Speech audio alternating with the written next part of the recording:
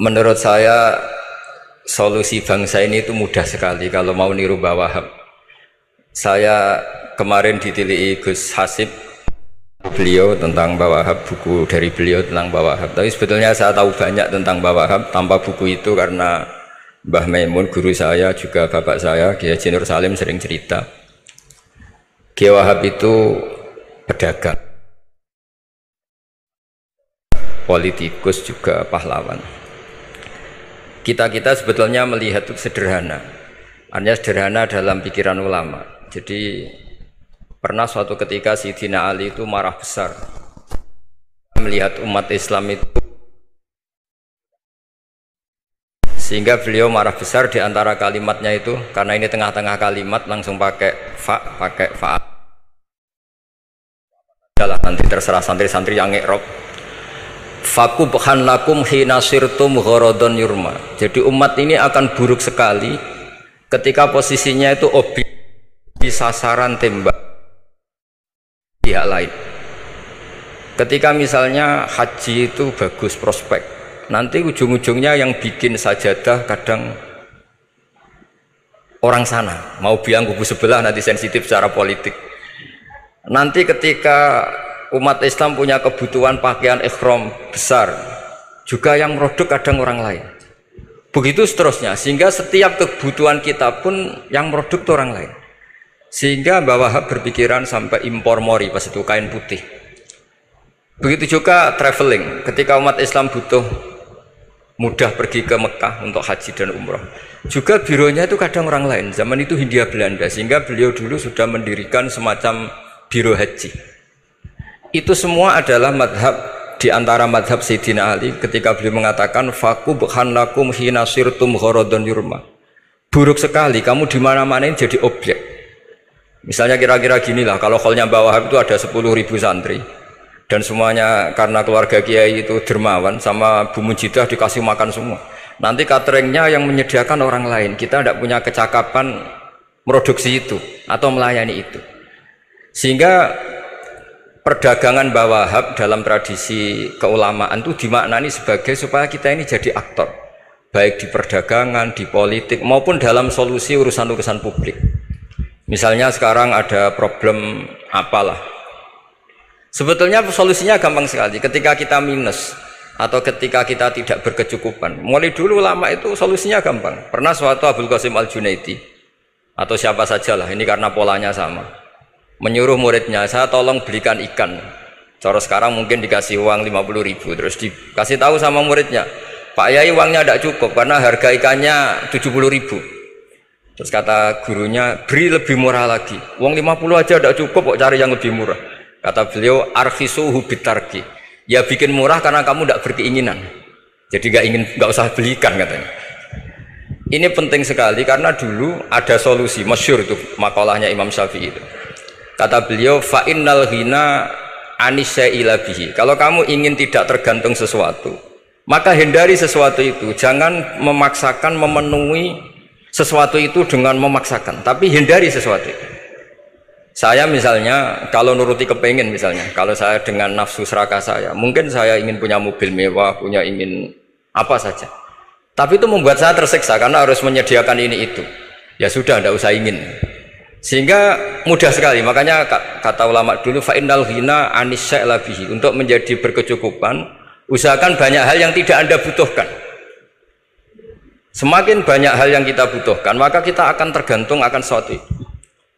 Makanya banyak ilmuwan, saya sering diskusi sama pakar-pakar sama ilmuwan, apakah negara Amerika itu negara yang kuat? Banyak ilmuwan yang berpikir itu ilmuwan politik, bukan tasawuf, berpikir negara paling lemah itu ya kayak Amerika, karena semakin powernya kuat, ketergantungannya semakin kuat.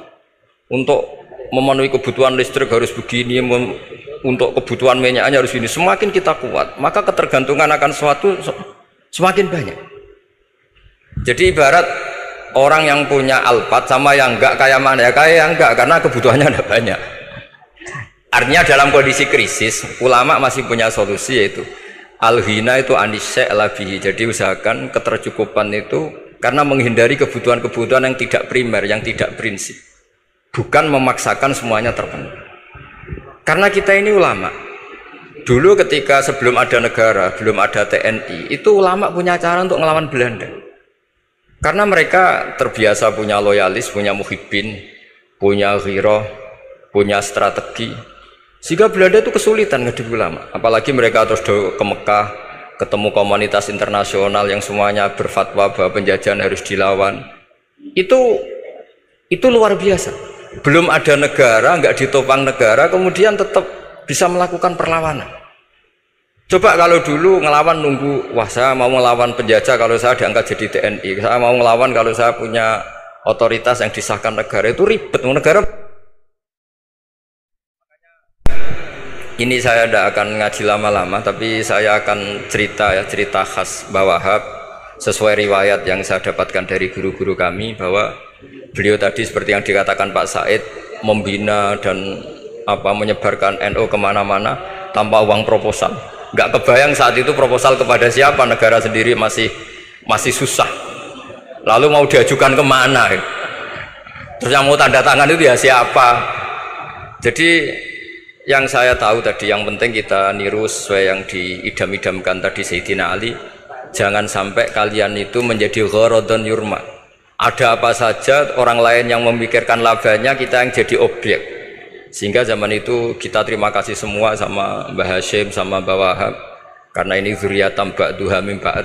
Kita tahu Mbah Wahab putra Mbah Hasbullah, punya ibu Nyai Fatimah, terus sampai Mbah Abdus Salam ya. Kemudian Mbah Hashim punya ibu Halimah, punya lagi siapa setelah Halimah itu Lainah ya. Nah, terus Mbah Abdus Salam, jadi ini zuriyatam ba'duha min ba'd. Kalau dalam tulisan itu sampai Mbah Abdul Jabbar bin Ahmad bin Mbah Sambu. Memang Mbah Sambu punya beberapa saudara, diantaranya ada yang namanya Mbah Yusuf, itu yang melahirkan keluarganya Mbah Ahmad Siddiq Jember, Mbah Siddiq Jember. Ada yang Abdul Halim yang melahirkan keluarga Lasem, termasuk saya itu lewat jalur Mbah Abdul Halim.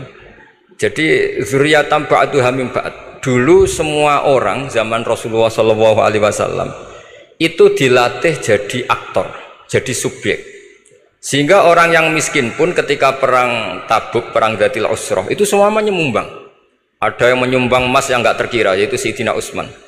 Ada yang cerita, ya Rasulullah saat tadi malam buruh dan punya beras hanya 2 kilo, yang 1 kilo saya sumbangkan jenengan, yang 1 kilo saya pakai untuk keluarga kami. Sekarang logikanya sederhana, kalau orang miskin 3.000, pas itu anggap saja pasukannya misalnya 3.000.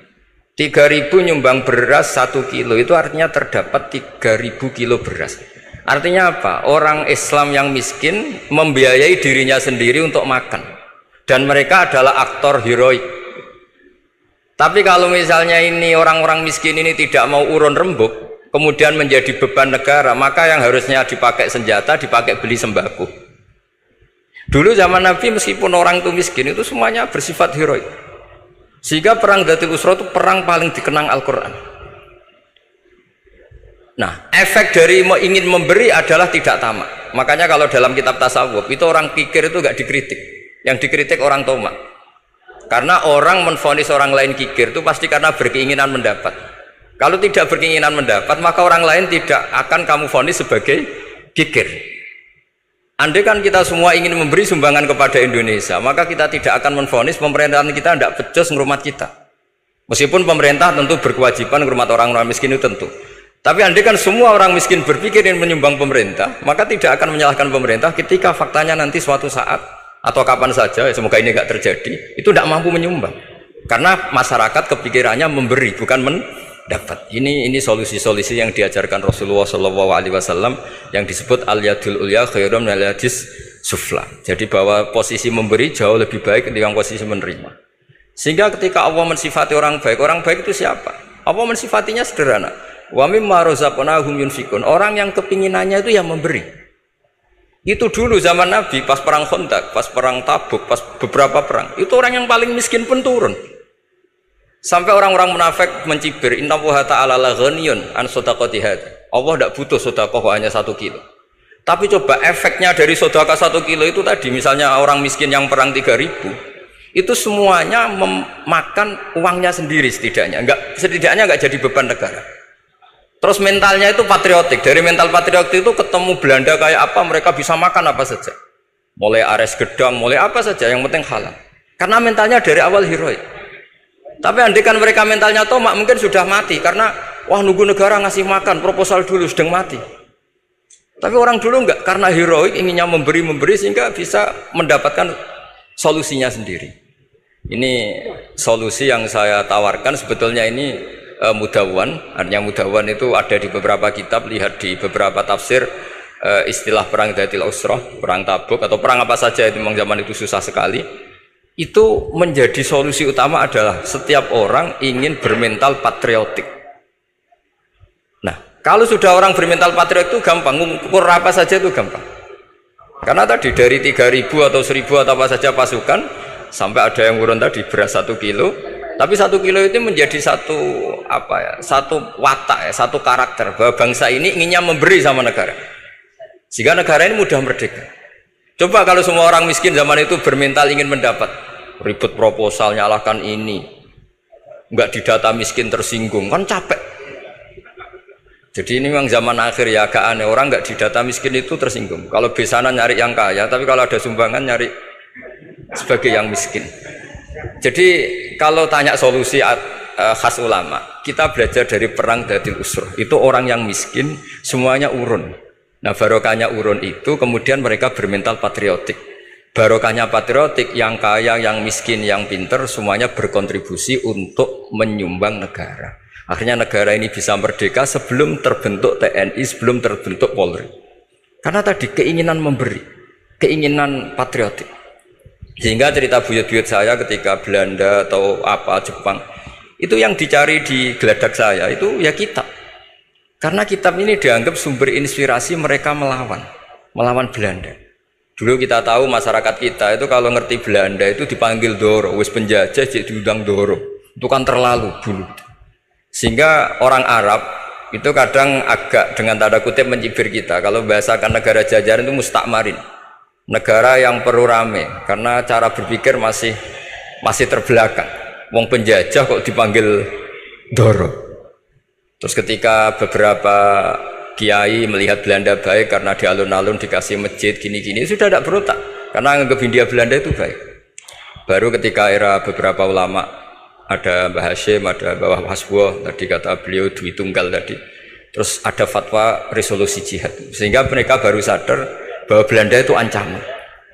Kayak apa pentingnya ilmu, kayak apa pentingnya fikih. Karena di fikih jelas jihad untuk melawan penjajah itu fardu kifayah.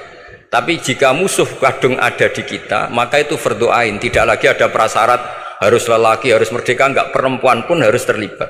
Jika kita punya pahlawan kayak Cut Nyadin, beberapa daerah Kartini, itu ada di khazanah kitab-kitab fikih kita. Jadi kita tidak pernah kehilangan khazanah untuk menjawab muskilatus zaman, untuk menjawab problem-problem zaman. Tapi yang penting kita selalu ngaji, selalu belajar.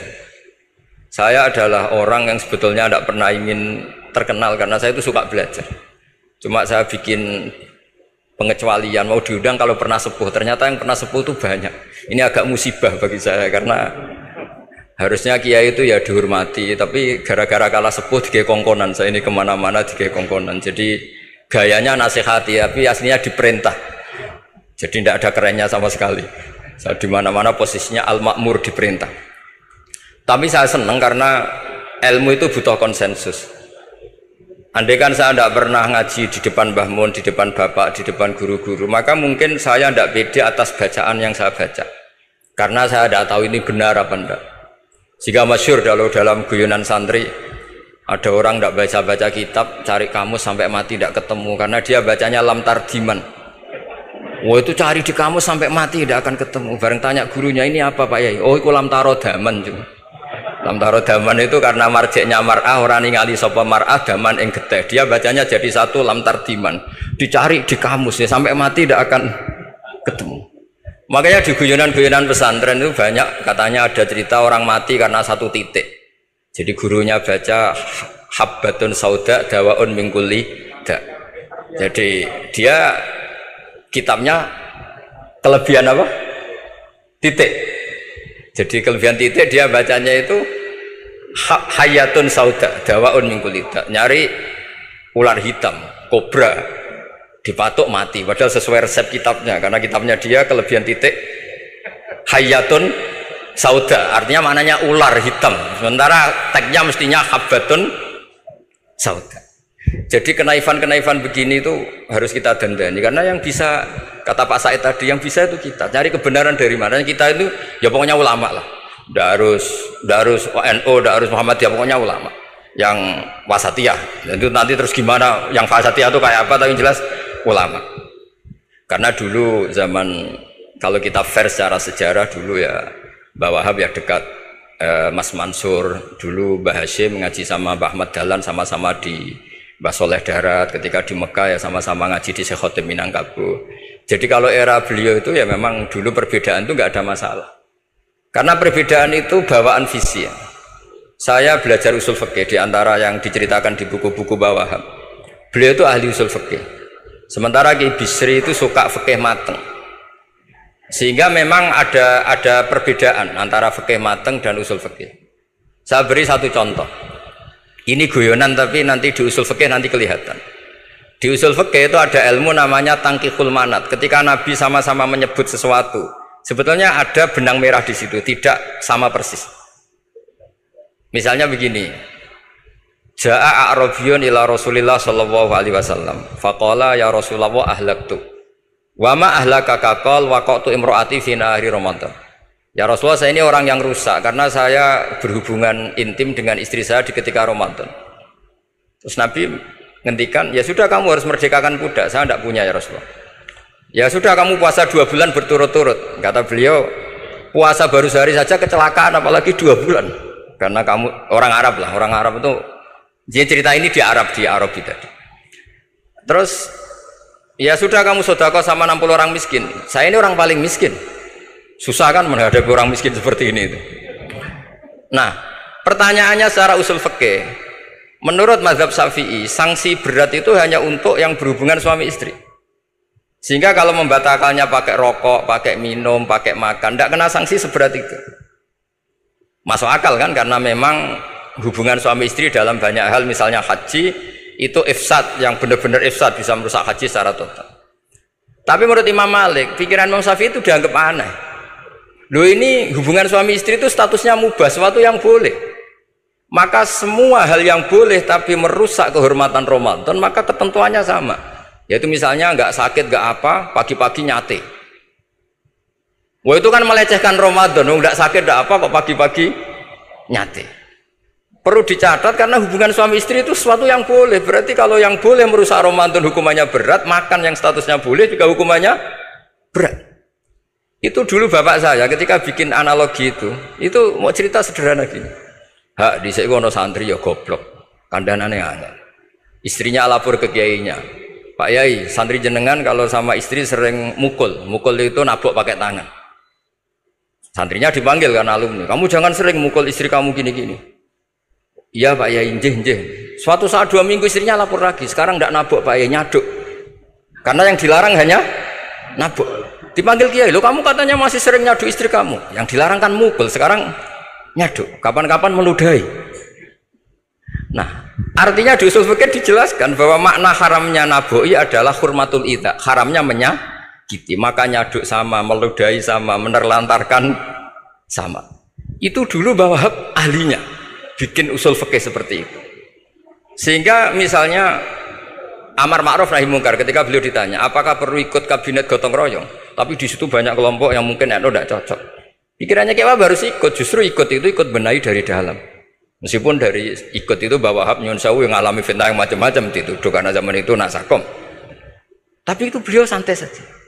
Tapi zaman itu memang itu sah karena zaman itu belum dibubarkan.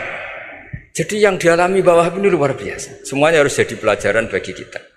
Makanya jangan pernah meninggalkan ilmu yang bernama usul fikih, karena fikih yang mateng itu cara basa Jawa ini akan kehilangan stok teks. Misalnya Nabi sedekah pakai kurma atau pakai apa makanan pokok. Itu hadisnya itu kurma, sama Imam Syafi'i digenti kutu ahli baladi, yaitu makanan pokok dari negara. Sehingga kita tidak bisa mentang-mentang Nabi sedekahnya pakai kurma terus kita orang miskin kita kasih kurma. Bisa linu tuh nih kalau makan kurma orang Indonesia itu. Karena yang penting itu kutu ahlil balad, bukan kurma.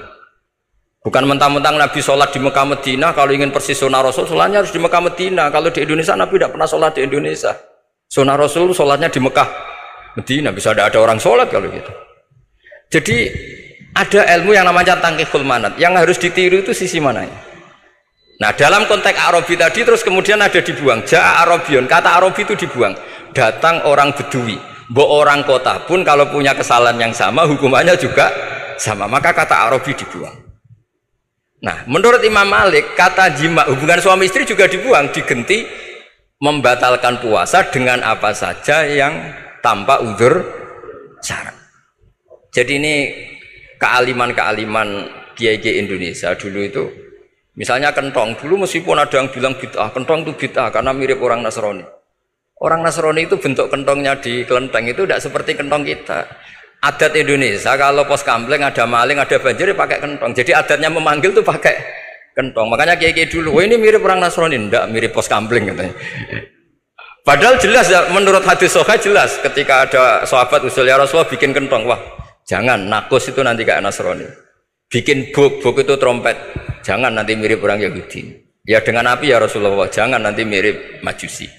Datang sahabat tergesa-gesa, beliau mimpi kalau diajarin azan. Azan itu maknanya al-ilam, memberi maklumat waktu sholat. Akhirnya ada azan. Kemudian ulama Indonesia dulu Mbah Hashim sama Kiai Fakih Mas Kemambang, yang satu anti kentong, yang satu pro kentong. Itu dulu ya saling menghormati, nggak masalah. Karena fikih itu sekali khilaf itu mirip-mirip.